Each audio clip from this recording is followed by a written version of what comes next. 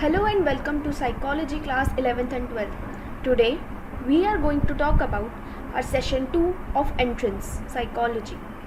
ये वीडियो आपके लिए बहुत यूज़फुल है अगर आप UGC नेट साइकोलॉजी का एग्ज़ाम देना है, MA एंट्रेंस का एग्ज़ाम देना है, UPSC साइकोलॉजी ऑप्शनल का एग्ज़ाम देना है या कोई भी साइकोलॉजी का हायर ग्रेड एग्ज़ाम देना है. So let's start with our session. Topic of our second session is methods of psychology, like how we can use different methods to measure or assess behavior in psychology. So let's start from a very basic though important question. What is theory? A theory provides a general explanation or account of certain findings or data. Theory हमें किसी भी research या finding या कोई भी data जो हम collect करते हैं उसकी एक जनरल एक्सप्लेनेशन कि वो क्या है उसके बारे में बताता है. फॉर एग्ज़ाम्पल, जब भी हम कोई रिसर्च पेपर लिखते हैं इन लाइक आवर बैचलर्स और मास्टर्स, तो उस रिसर्च पेपर में हम सबसे पहले अपने टॉपिक को एक्सप्लेन करते हैं. क्या टॉपिक है वो, उसके बारे में हम बताते हैं. साइकोलॉजिस्ट डेटा को इस तरह कलेक्ट करते हैं कि उसमें we measure the behaviour of any person, और उसके अंदर कई तरह के मेथड्स हम यूज़ करते हैं like observation, interview, survey method, case study etcetera. So इनके बारे में हम अभी आगे की स्लाइड्स में पढ़ेंगे. किसी भी स्टडी को करने में या कोई भी डेटा कलेक्ट करने में कुछ साइकोलॉजिस्ट क्या करते हैं, दो वेरिएबल्स के बीच में रिलेशनशिप ढूंढते हैं कि उनके बीच में कोई रिलेशनशिप है या नहीं. फॉर एग्ज़ाम्पल कि अगर हमारी लाइफ में कोई स्ट्रेसफुल सिचुएशन है और अगर हम उसकी वजह से स्मोकिंग स्टार्ट कर देते हैं तो रिसर्चर्स ये चीज़ ट्राई करते हैं निकालने की कि क्या किसी भी स्ट्रेसफुल सिचुएशन का इफ़ेक्ट हमारे स्मोकिंग स्टार्ट करने पे पड़ता है. कुछ एक्सपेरिमेंटर्स पार्टिसिपेंट का जो भी बिहेवियर होता है, लाइक हम ऑब्जर्वेशन में किसी पार्टिसिपेंट के बिहेवियर को ऑब्जर्व करते हैं, तो कोई भी रिसर्चर उस बिहेवियर को मैनिपुलेट कर सकता है या फिर उसे इन्फ्लुएंस कर सकता है, ये उसका इंटेंशन ना हो तो भी. और अगर हम बाय चांस हमारे जो पार्टिसिपेंट है उसको हाइपोथेसिस बता दे तो भी उसका इन्फ्लुएंस हो सकता है बिहेवियर, क्योंकि उससे पता लग जाता है कि मेरे बिहेवियर को असेस किया जा रहा है, कोई मुझे नोटिस कर रहा है. कुछ केसेस में जो साइकोलॉजिस्ट होते हैं वो कुछ इन्फॉर्मेशन अपने पार्टिसिपेंट को नहीं देते ताकि बिहेवियर इन्फ्लुएंस ना हो, या फिर कुछ उन्हें misleading information, for example intelligence का कह के उनकी पर्सनैलिटी असेस कर लेते हैं. अब हमारा नेक्स्ट टॉपिक है different stages in a psychological study. किसी भी स्टडी को करने के लिए हमें कुछ स्टेजेस के थ्रू गुजरना पड़ता है तभी एक स्टडी सक्सेसफुल होती है. फर्स्ट हमारा स्टेज है AIIMS and hypothesis.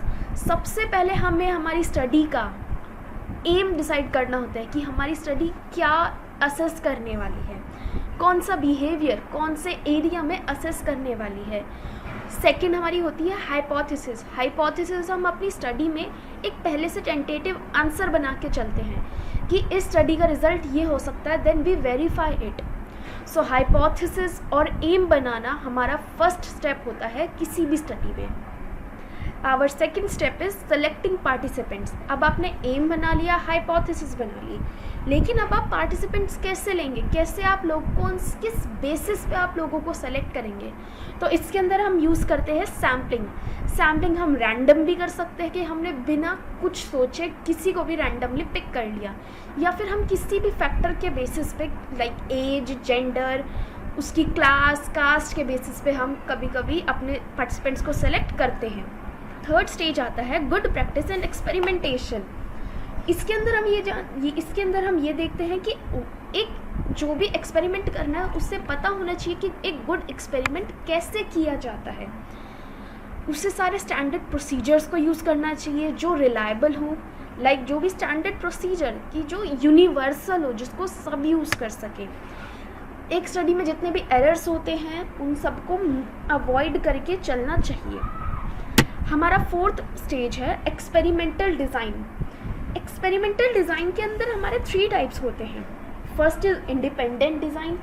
Independent design वो होता है जिसके अंदर हम पार्टिसिपेंट्स को रैंडमली किसी भी ग्रुप में डाल देते हैं। फॉर एग्जांपल हमारे पास 6 पार्टिसिपेंट्स हैं, उन 6 पार्टिसिपेंट्स को हमने रैंडमली 2 ग्रुप में डाल दिया, 3 in 1 group and other 3 are in other group. So हमने रैंडमली करा। अब है हमारा next repeated method design. Each condition of the experiment includes a same group of participants. हम हर कंडीशन में हर स्टेज पे सेम ग्रुप को लेके चलते हैं। फॉर एग्जांपल हमने स्टेज 1 पे 15 लोगों उन्हीं 15 लोगों को लिया, हमने स्टेज 2 में भी उन्हीं 15 लोगों को लिया एंड स्टेज 3 में भी एंड सो ऑन। थर्ड आता है हमारा matched participant design. Each condition uses different participants but they are matched in terms of important characteristics. इसमें हम हर स्टेज पे पार्टिसिपेंट्स चेंज करते हैं बट उनके अंदर कुछ ना कुछ कॉमन फैक्टर होता है जो कि इम्पॉर्टेंट होता है। फॉर एग्जाम्पल कोई भी एज सेम है, कोई जेंडर सेम है, एक्सेट्रा। हमारा 5th स्टेज आता है good practice in non experimental design. Like observation कैसे करनी है, सैम्पलिंग कैसे करनी है, लाइक रैंडम या किसी फैक्टर के बेसिस पे हमने पार्टिसिपेंट्स को चूज़ करना है। सर्वे स्टडीज़ को कैसे करते हैं, को रिलेशनल स्टडीज़ के करते हुए क्या क्या ध्यान में रखना है, वो सब हमें पता होना चाहिए एक स्टडी को करने के लिए। लास्ट हमारा स्टेज आता है जनरल इश्यूज़ इन इन्वेस्टिगेशन। हम कोई भी स्टडी करने के दौरान कुछ इश्यूज़ भी फेस करते हैं। ये नहीं है कि हम कुछ भी स्टडी को बहुत स्मूथली कर लेते हैं। This point includes that what problems and issues we face while doing any study or investigation. For example किसी स्टडीज़ में इंडिपेंडेंट वेरिएबल का इफ़ेक्ट होता है हमारे बिहेवियर पर, मतलब ऐसे वेरिएबल जिसमें हम कुछ चेंज करते हैं तो उसका इफ़ेक्ट बिहेवियर पर होता है, बिकॉज पार्टिसिपेंट को पता लग जाता है कि हम उसे ऑब्जर्व कर रहे हैं और वो कॉन्शियस हो जाता है, और इससे हमारी फाइंडिंग्स और रिजल्ट पर भी इफ़ेक्ट पड़ सकता है।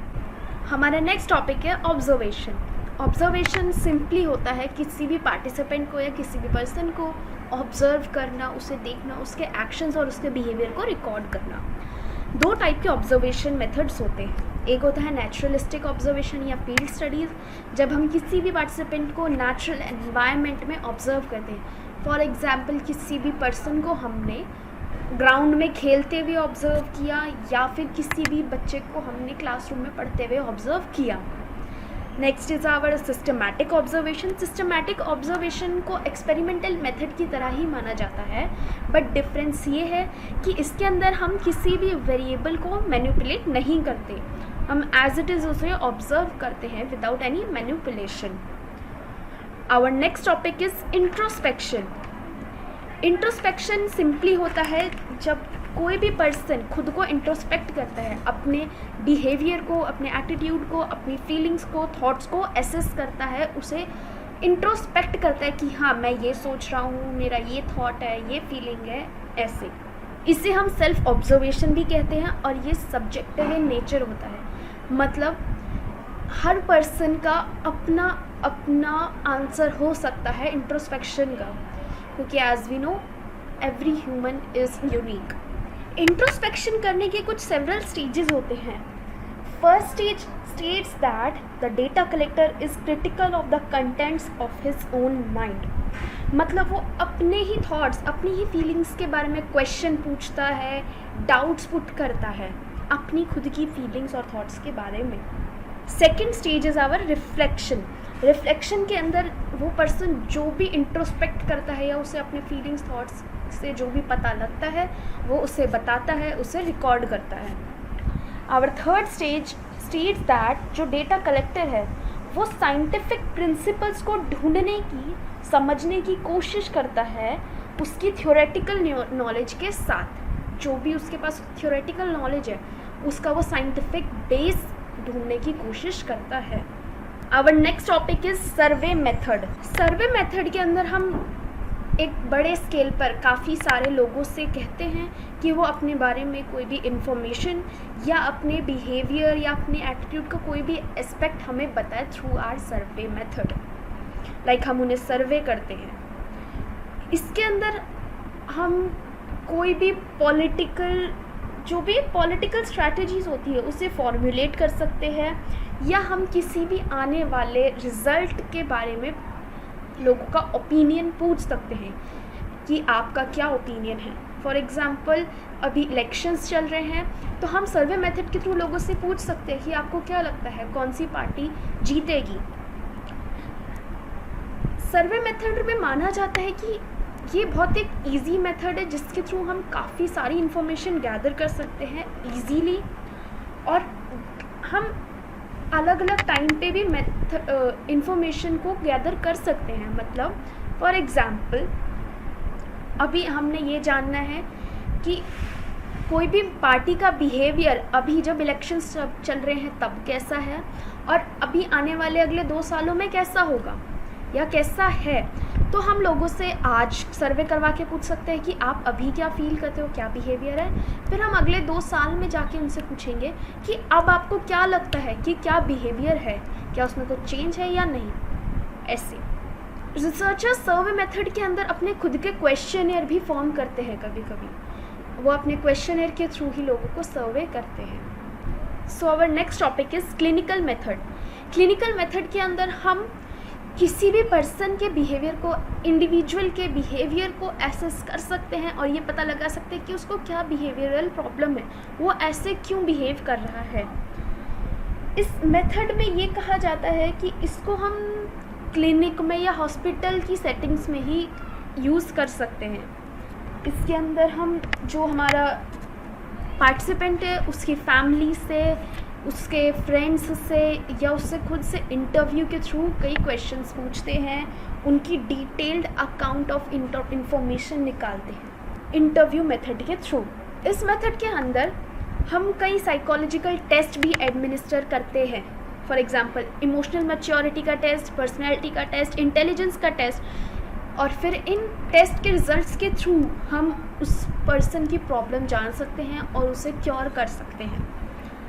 क्लिनिकल मेथड के अंदर हम स्ट्रक्चर्ड इंटरव्यू यूज़ करते हैं, बट उसके अंदर ओपन एंडेड क्वेश्चंस होते हैं। बट एक स्टेज के बाद हम फुल्ली स्ट्रक्चर्ड इंटरव्यू यूज़ करते हैं जिसके अंदर हम पार्टिसिपेंट को कुछ रेस्ट्रिक्टेड सेट ऑफ आंसर्स देते हैं और उन्हें उन्हीं में से चूज़ करना होता है अपना आंसर। क्लिनिकल मेथड के अंदर माना जाता है कि इसकी एक गुड रिलायबिलिटी होती है, रेप्लिकेबिलिटी, मतलब इसे कोई भी इजीली कॉपी कर सकता है।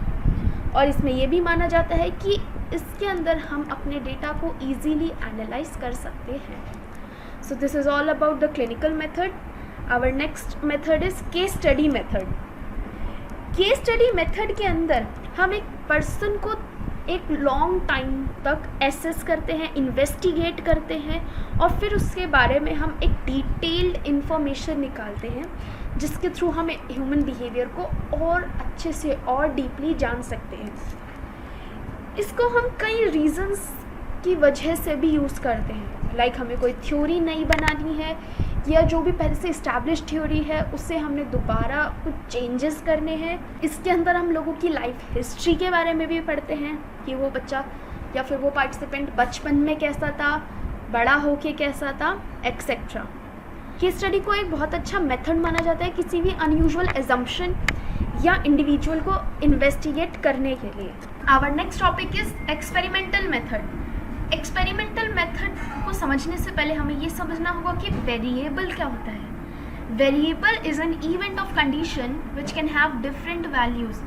वेरिएबल ऐसे इवेंट्स होते हैं जिन्हें हम मेजर कर सकते हैं, मैनिपुलेट कर सकते हैं या फिर ऑब्जर्व कर सकते हैं। वेरिएबल्स 2 टाइप के होते हैं, independent variable and dependent variable. Independent variable वो होते हैं जिनके अंदर हम मैनिपुलेशन करते हैं, जिन इवेंट्स को हम चेंज करते हैं, और डिपेंडेंट वेरिएबल वो इवेंट्स होते हैं जिनके अंदर हम उस मैनिपुलेटेड इवेंट का इफेक्ट देखते हैं। सो अब हम समझते हैं कि एक्सपेरिमेंटल मेथड क्या होता है। एक्सपेरिमेंटल मेथड के अंदर हम एक हाइपोथेसिस फॉर्म करते हैं, फिर उसके बाद हम इंडिपेंडेंट इवेंट को, इंडिपेंडेंट वेरिएबल को मैनिपुलेट करते हैं, बाकी वेरिएबल्स को कांस्टेंट रखते हैं, और फिर उस मैनिपुलेटेड इवेंट का इफेक्ट हमारे दूसरे वेरिएबल पर चेक करते हैं।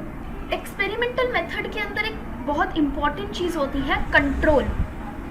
इट मीन्स हमें एक एक्सपेरिमेंट करते टाइम जो हमारे इंडिपेंडेंट वेरिएबल्स अलाउड है सिर्फ उन्हें ही मैनिपुलेट करना चाहिए और बाकी वेरिएबल्स का ध्यान रखना चाहिए कि वो कांस्टेंट ही रहे, क्योंकि अगर वो चेंज हुए तो उनसे हमारे रिजल्ट पर इफेक्ट पड़ सकता है।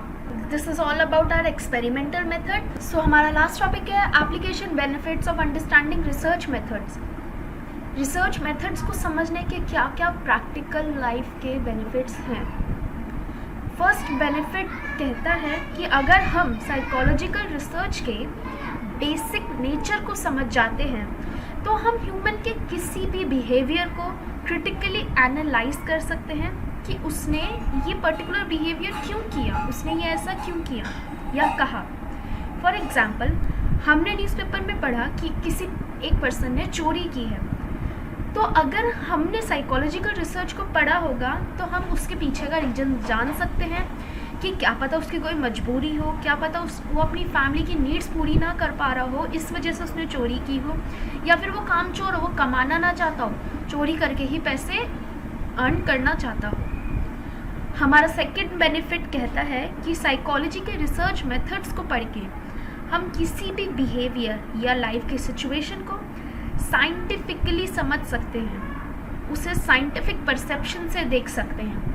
फॉर एग्जाम्पल, अगर कोई पर्सन एबनॉर्मल बिहेवियर शो कर रहा है तो अगर हमने साइकोलॉजिकल रिसर्चेस को समझा है, पढ़ा है, तो हम उसे किसी भी बाबा के पास ले जाने से अच्छा किसी साइकाइट्रिस्ट या डॉक्टर के पास लेके जाएंगे कि कहीं उसे कोई मेंटल डिसऑर्डर तो नहीं या कहीं मेंटली कोई प्रॉब्लम तो नहीं है।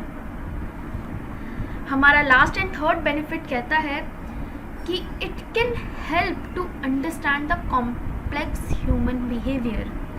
हम हर बिहेवियर को समझ सकते हैं, उसका रीजन जान सकते हैं, चाहे वो कितना ही कॉम्प्लेक्स क्यों ना हो। इससे हम नया परसेप्शन, नया मेथड भी फॉर्म कर सकते हैं किसी भी इंडिविजुअल के बिहेवियर को समझने के लिए। So we are done with this session. अब आता है हमारा question of the session, who has written methods of psychology. इस क्वेश्चन का आंसर आप कमेंट सेक्शन में दे सकते हैं। We will meet in our next session. And अगर आपको ये वीडियो अच्छी लगी हो तो please like this video and comment down your valuable views. And also, don't forget to hit the subscribe button and turn on your bell icon. Take care of yourself and thank you so much for watching.